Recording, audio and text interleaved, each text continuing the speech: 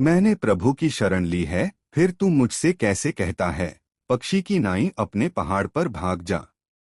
यहाँ तू शैतान और उन शक्तियों को संदर्भित करता है जो उसका पीछा करती हैं और उसका अनुसरण करती हैं।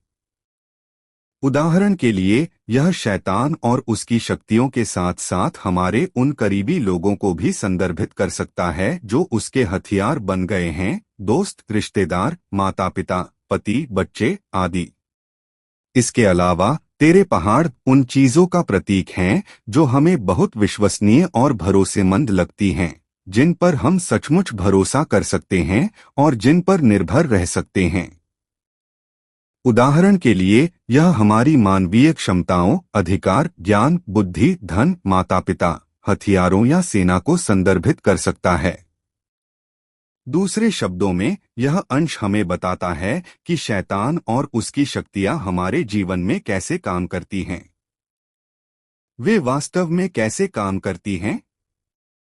सबसे पहले, आज के पाठ का उल्लेख करते हुए हम देखते हैं कि शैतान गुप्त रूप से परमेश्वर के लोगों, जो कष्ट सह रहे हैं और कष्ट सह रहे हैं, को धोखा देने और उन्हें लुभाने के लिए खोजता है।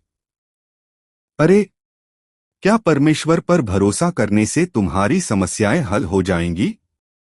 क्या तुम्हें अपने माता पिता, धन, हथियार और ऐसी ही अन्य चीजों की तलाश नहीं करनी चाहिए? वह तुम्हें धोखा देने और लुभाने की कोशिश करता है।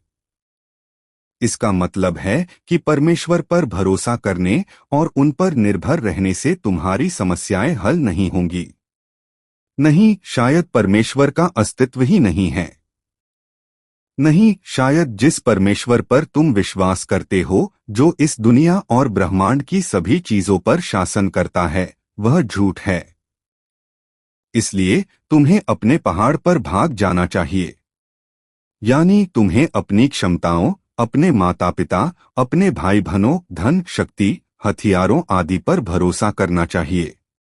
शैतान का यह इतिहास केवल इसी अंश तक सीमित नहीं है। उत्पत्ति के अध्याय 2 और 3 में हम परमेश्वर को हम मनुष्यों की रचना करते और हमें यह कहते हुए देखते हैं, भले और बुरे के ज्ञान के वृक्ष का फल मत खाना, जो बाग के बीच में है, वरना अगर तुम खाओगे तो जरूर मर जाओगे।